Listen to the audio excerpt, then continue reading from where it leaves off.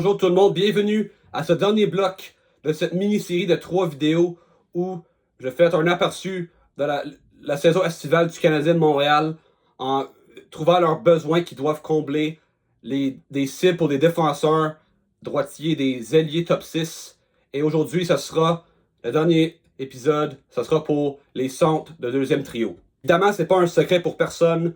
La ligne de centre du Canadien de Montréal a sans aucun doute été la plus grande faiblesse de l'équipe cette saison. Évidemment, il y a Nick Suzuki qui s'est établi comme étant un vrai premier centre de la Ligue nationale de hockey, peut-être même un centre top 10 de toute la Ligue. Mais on a eu des gros problèmes par la suite. Kirby Dach n'a pas pu s'établir comme étant ce joueur. Non plus pour Alex Nowak. Christian Dvorak et Jake Evans ont quand même bien fait dans des rôles de soutien, mais le centre de deuxième trio, c'est encore un méchant gros trou qu'il faut combler cet été. Mais commençons avec au numéro 10, le centre à petit format, Marco Rossi du Wild du Minnesota. Évidemment, Rossi, c'est un plus jeune joueur. Il a juste 23 ans. Il a quand même connu une très bonne saison cette année avec 60 points en 82 matchs. Cependant, c'est un agent libre avec restriction. Puis il semblerait qu'il voudrait un énorme contrat. Puis le Wild serait quand même pas intéressé à y donner parce qu'il juge que c'est trop cher. Alors pour le Canadien, évidemment, c'est un joueur productif en même temps. C'est un petit gabarit. Le Canadien veut se grossir. C'est peut-être pas le meilleur fit pour l'équipe à ce moment. Au 9e rang, un des seuls centres droitiers sur cette liste.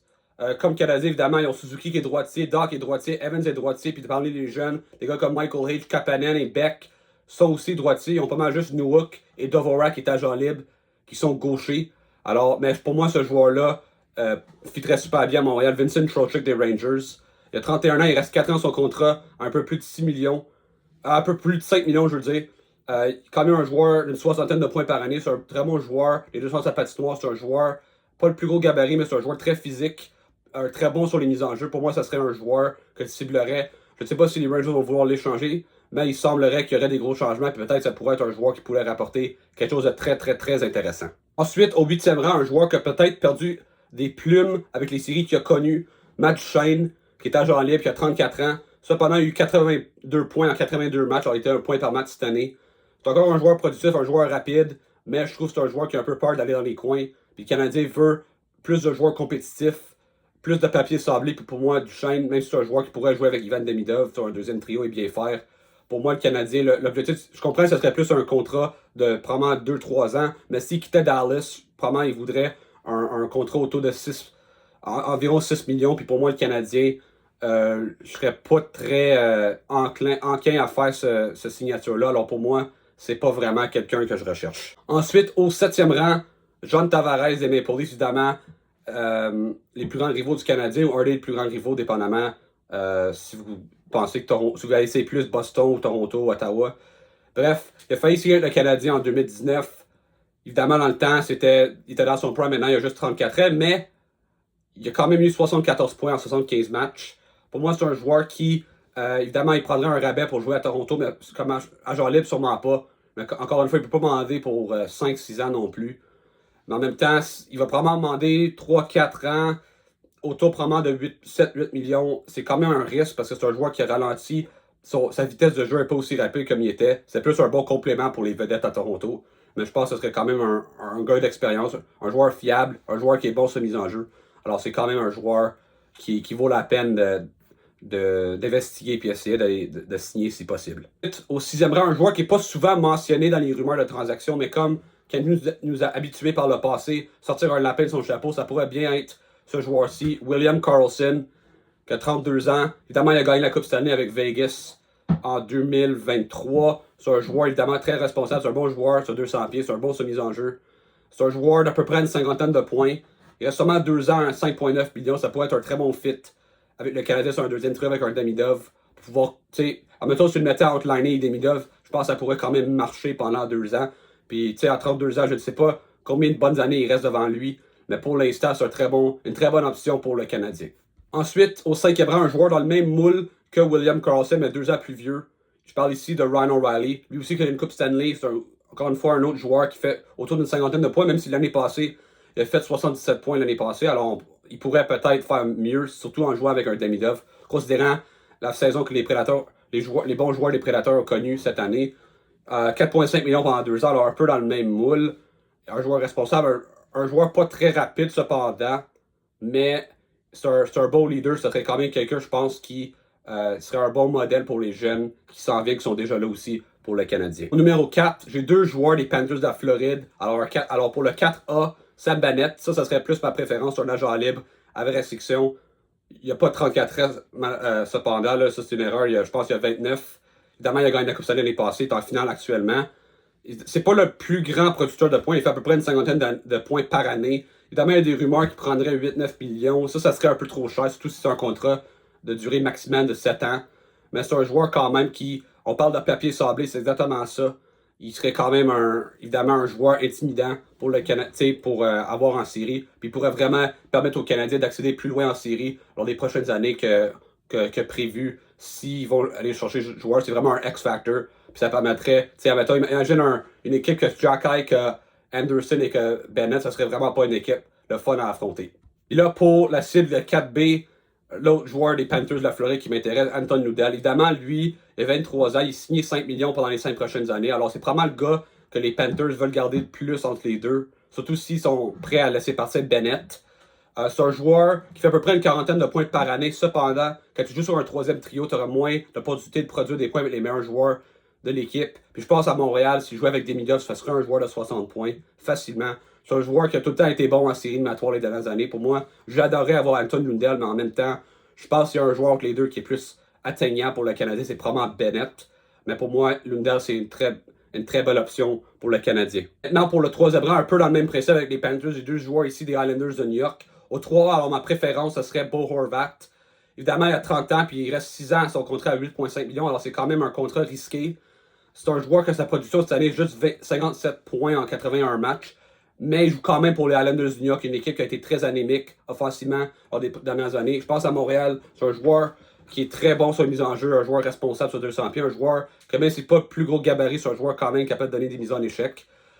Comme je dis, je pense que c'est il a un très bon lancer sur réception. Moi, je pense que ce serait quand même un joueur qui m'intéresserait beaucoup. Contrairement, mettons, Matt Barzell, l'autre coéquipier des Islanders de New York. Oui, il a 28 ans, mais tu sais, 9,15 millions, il a juste eu 20 points en 30 matchs. Je comprends qu'il a été ralenti par les blessures les dernières années, mais c'est pas le plus gros gabarit. C'est même pas vraiment un joueur qui joue au centre d'habitude non plus. Alors ça serait même quasiment plus un profil d'ailier.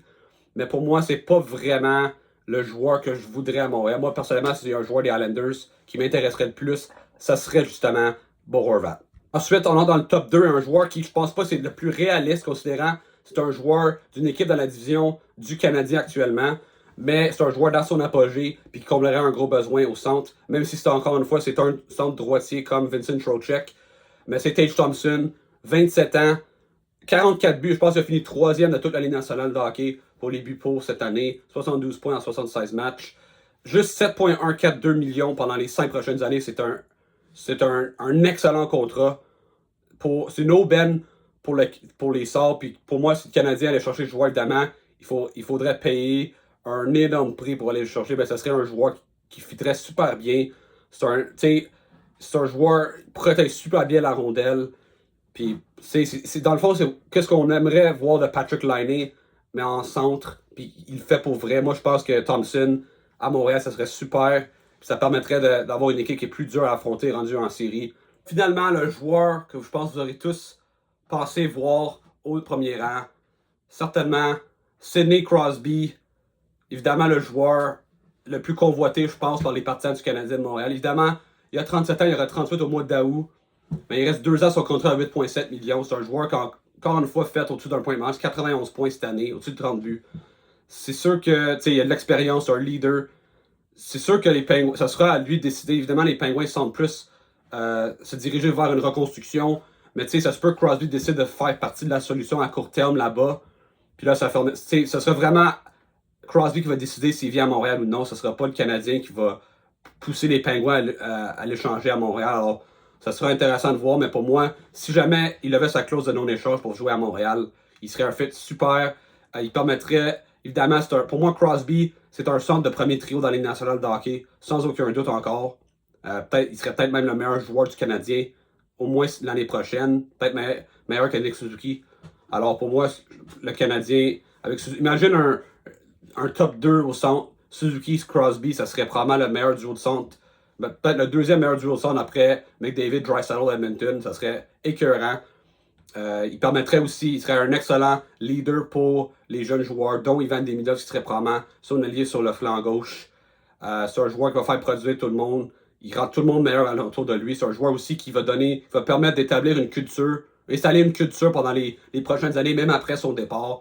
Alors pour moi, c'est un no-brainer d'aller chercher Sidney Crosby. C'est sûr que ça coûtera cher, mais en même temps, je pense pas que ça va coûter autant qu'aller chercher un gars comme Tage Thompson, qui, oui, est dans son prime actuellement, mais évidemment, Thompson, ça va probablement coûter la lune, alors que pour Crosby, probablement des choix puis des espoirs, ça devrait être suffisant considérant que les Penguins, s'ils font ça, c'est une reconstruction totale.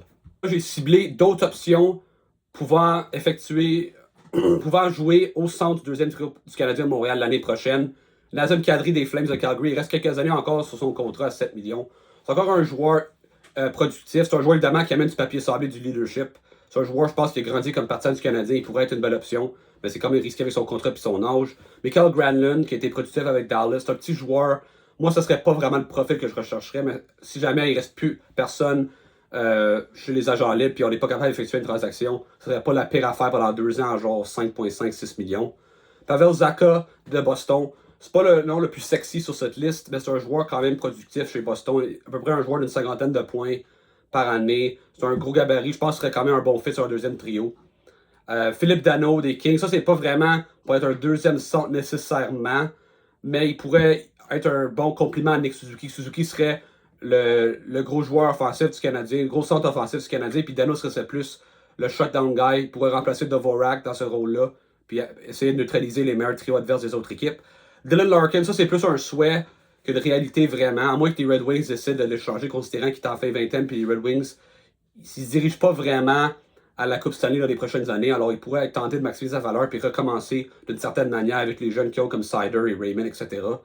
Larkin, évidemment, il coûtera très cher, mais pour moi, Larkin, ça serait intéressant, mais encore une fois, très peu probable. Mika Zibanejad, il a été souvent mentionné, évidemment, c'est un ancien joueur c'est un joueur des Rangers que Jeff Gorton est allé chercher par transaction, mais pour moi, c'est un peu comme Patrick Laine, il prendrait, tu sais, pour moi, c'est pas un joueur qui cadrait à Montréal, c'est pas un joueur qui est super efficace à 5 contre 5 désormais, alors pour moi, c'est pas un joueur que je voudrais. Evgeny Malkin des Penguins, évidemment, s'il voulait être échangé pour avoir une dernière chance de gagner la Coupe, je choisirais sûrement pas Montréal. Ça, c'est un Russe, puis il y avait des rumeurs qui pourrait être un bon mentor pour Demidov, pour l'aider à s'acclimater en Amérique du Nord, mais pour moi, Malkin, il reste juste un an. C'est pas vraiment. Tu voudrais au moins un gars qui va être là pendant 2-3 ans, idéalement. Brayden Schenn, évidemment, lui, il fait 6,5 millions dans les 3 prochaines années dans la trentaine. C'est un joueur qui a ralenti. C'est pas vraiment le profil pour jouer avec un gars comme Ivan Demidov.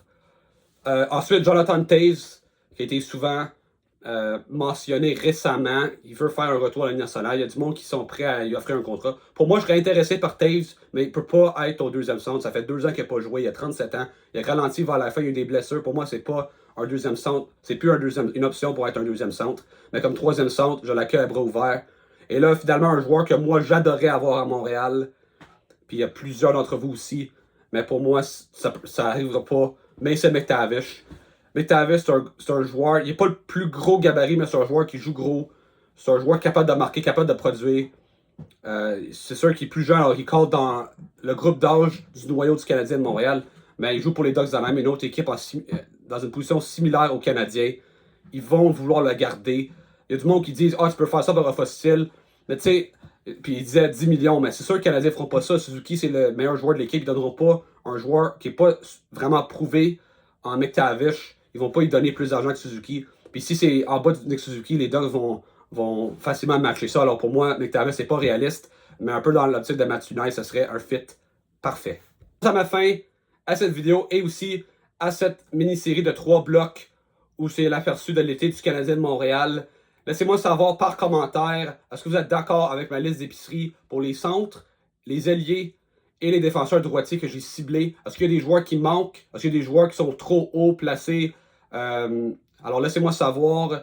N'oubliez pas de vous liker et de vous abonner à ma chaîne YouTube. Et on se voit à une autre vidéo. Ciao!